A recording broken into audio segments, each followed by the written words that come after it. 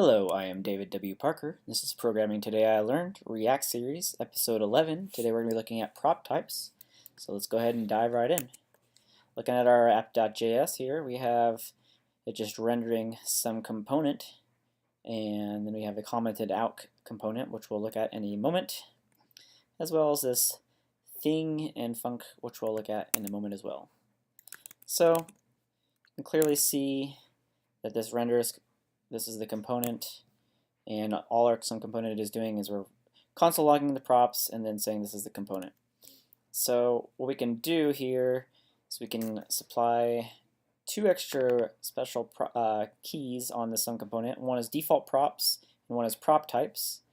Generally, I follow the Airbnb style guide where they define these above the class and then set them after the class. So you'll see up here that the prop types is a const, and then the default props is also a constant, and I just set them here. So as a quick example, we could set an optional element, an optional number, and as this refreshes, you'll see that those two props are set. And then if we get rid of those, we can go ahead and look here. So here's all the prop types that we have. We'll just read through them and then we'll show you what you can actually do as well. So we have arrays, booleans, functions, numbers, objects, strings, symbols, and those are just react.prototypes.array, bool, func, number, object, string, and symbol, respectively. We have node, which is anything that can be rendered. It could be a number, string, or elements of an array, or fragment containing these types. An element, which is a React element.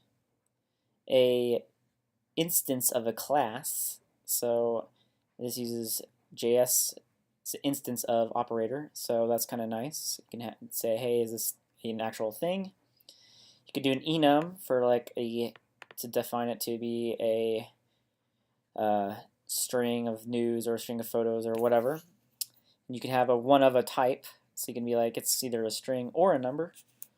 You can have an array of a specific thing like numbers, an object, the value is a specific type of thing, and an optional object with a shape. So your shape defines a JSON shape where you have a key and then a value, so you can have a specific shape that you are expecting. So those are all the types of things you have. And if we go ahead here and comment this out and comment this one in, you can add dot required is required to each of these, and then suddenly those things become required. So all these ones that say optional are now required. Accordingly, we also have two others, custom array prop and custom prop, which is a custom validator. So we're going to expect the prop name to be, custom prop and custom array prop. So if we go ahead and save this now and we look, we're going to get all sorts of warnings from, hey, we're expecting this, expecting this, etc. So if we go ahead and comment this guy out and uncomment this one, you can see that I'm now setting this array, setting the func to this func that I just talked about earlier. Object is just a blank object, etc. Symbol is just a symbol. Optional node is just this div, empty div. Thing is this instance of this thing. Array of, and these are expecting numbers here, and then this is expecting numbers as well. So if I save, we'll have two failures because we don't have any default props yet. So let's go ahead and set these two default ones. So everything's passing now. So we can go ahead and change this to be a string.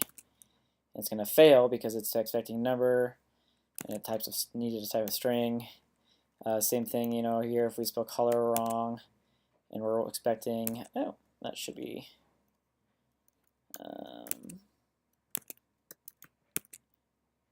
interesting. I'll have to check out why that's working.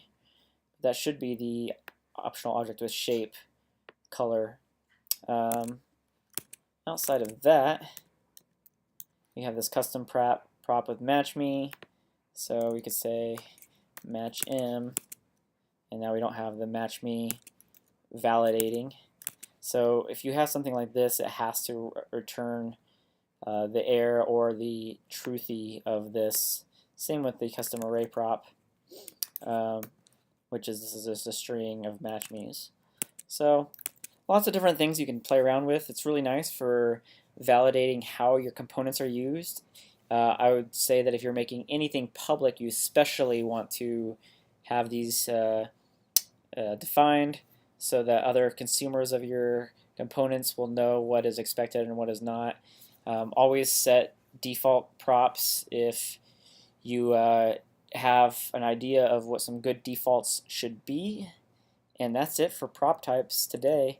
Thank you very much. If you like what you saw, please subscribe.